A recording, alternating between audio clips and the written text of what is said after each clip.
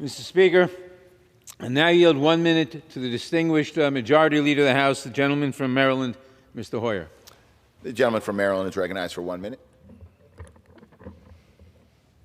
I thank the gentleman for yielding. For years, the gun violence epidemic in our country has forced us to cope with the immeasurable grief and loss.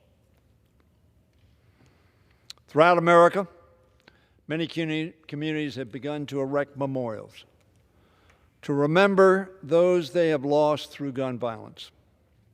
These monuments are not much different than those right outside the National Mall that honor Americans killed in war. Just last week, people in San Bernardino, California, unveiled a curtain of courage made of steel and bronze to pay tribute to the 16 people who were murdered in a mass shooting there in 2015. In Newtown, Connecticut, a planned memorial will feature a spiral of granite inscribed with the names of the 20 children and 6 teachers killed at Sandy Hook Elementary in 2012. Memorials are being built or planned as well to honor those who died in shootings in Charleston, Orlando, Las Vegas, El Paso, Buffalo, Uvalde, and many others.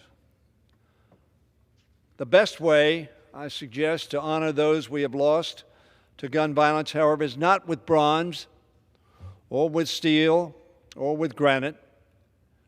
Rather, it is with meaningful action to prevent others from suffering the same fate.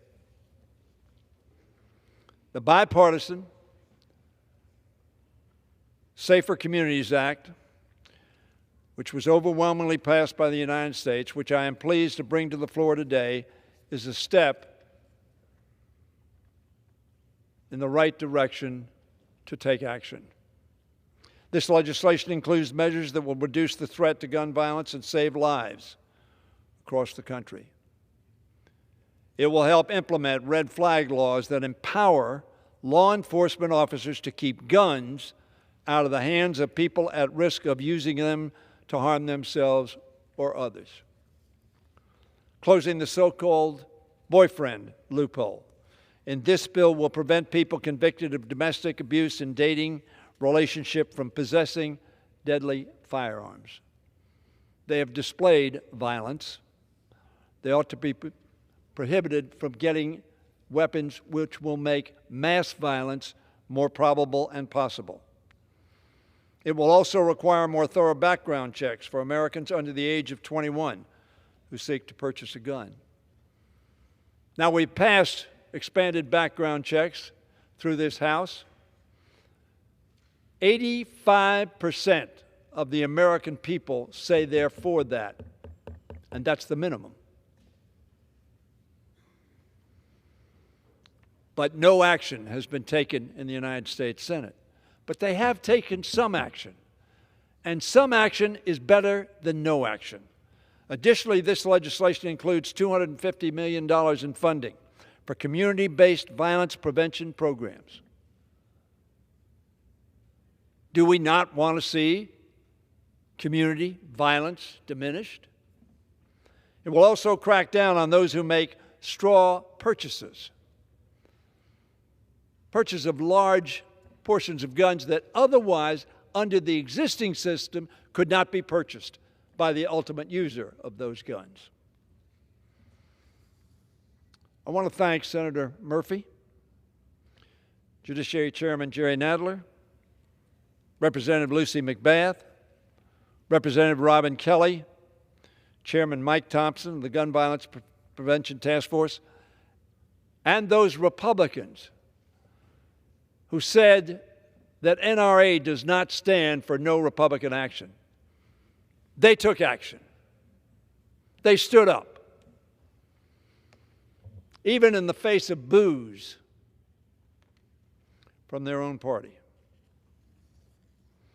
This legislation, as I said, is a step forward. And that's how we make progress in America, a step at a time. None of us have had the opportunity ever to vote on a perfect bill in this House. We vote on good bills, bills that we feel will move our country forward. This is that kind of bill.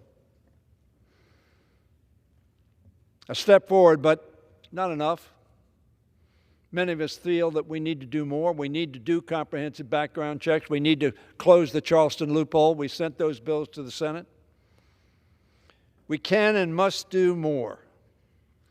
Yesterday, the Supreme Court issued a ruling that will weaken common sense gun safety laws all over the country. Yes, we could return to the OK Corral and everybody having a six-shooter on their hip. And anybody who thinks that would make us a safer, more civil community, I think is sadly mistaken. That fact ought to disturb all of us very deeply. The court's decision to make it even easier for bad actors to carry dangerous concealed guns without restrictions should serve as a reminder that we need to take additional active steps to protect our communities and our kids. Actions that are supported by the overwhelming majority of the American people.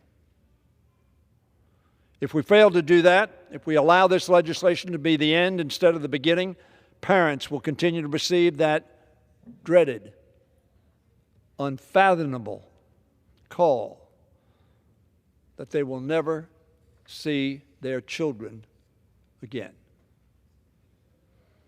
New monuments honoring victims will continue to pop up in communities across the country. Ladies and gentlemen of this House, Republicans and Democrats, conservatives and liberals, we don't need additional memorials. We need action. We need new laws. If we can follow today's legislation with action on comprehensive background checks and further gun safety measures, however, future generations, perhaps not guaranteed, but it is certainly worth the effort to reduce the gun violence, to reduce the need for memorials. If we do not, those who come after will wonder why their forebears allowed such violence to be perpetrated uniquely in America. You don't find this in other countries. Democratic countries, free countries, who protect individual rights.